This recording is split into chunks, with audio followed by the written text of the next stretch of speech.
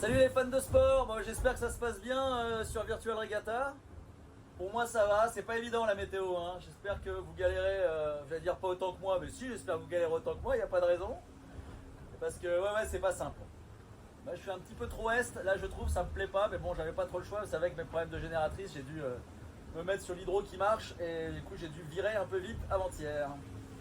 Donc j'espère que vous faites une belle course et puis je vous dis à bientôt, bye bye.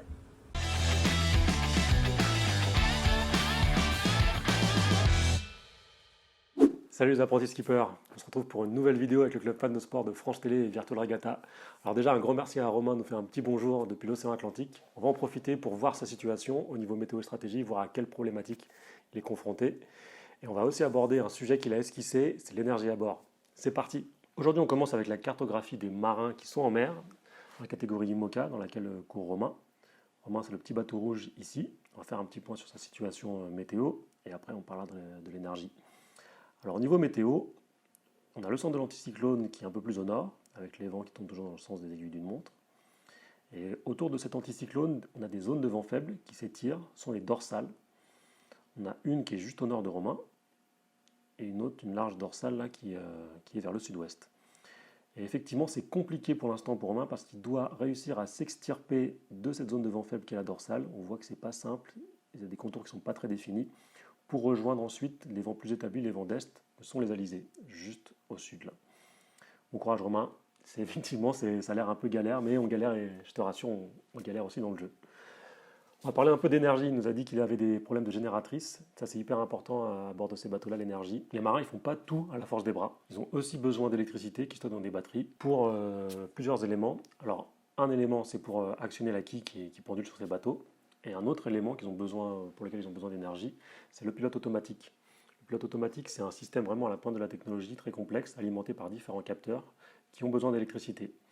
Alors pour recharger ces batteries et pour avoir de l'électricité à bord, il y a plusieurs moyens. Le premier moyen, c'est le moteur. On fait tourner. Alors le moteur, quand il tourne, il ne fait pas tourner l'hélice, c'est interdit, mais il fait tourner des éléments qui vont recharger les batteries, soit une génératrice, soit un alternateur. Autre possibilité, c'est les panneaux solaires, ça vous connaissez, classique.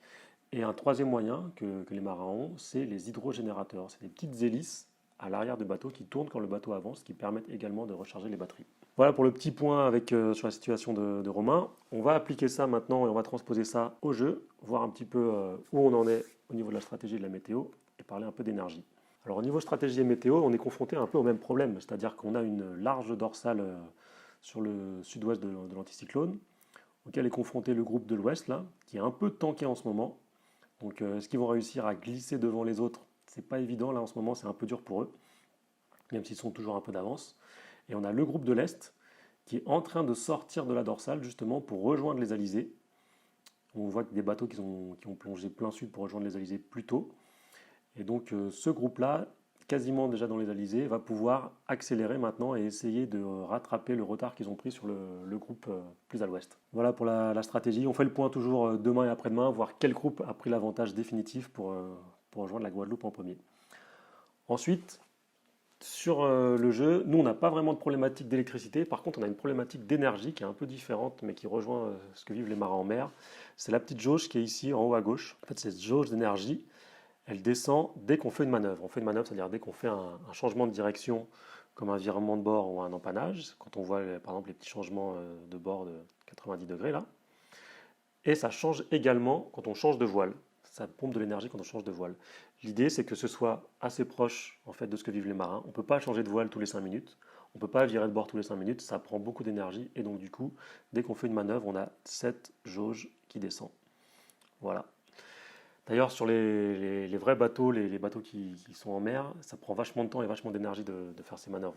Sur les bateaux sur lesquels navigue Romain, des fois ça peut prendre une demi-heure un changement de voile. Donc c'est pour ça que c'est important de doser son énergie et nous aussi on dose notre énergie.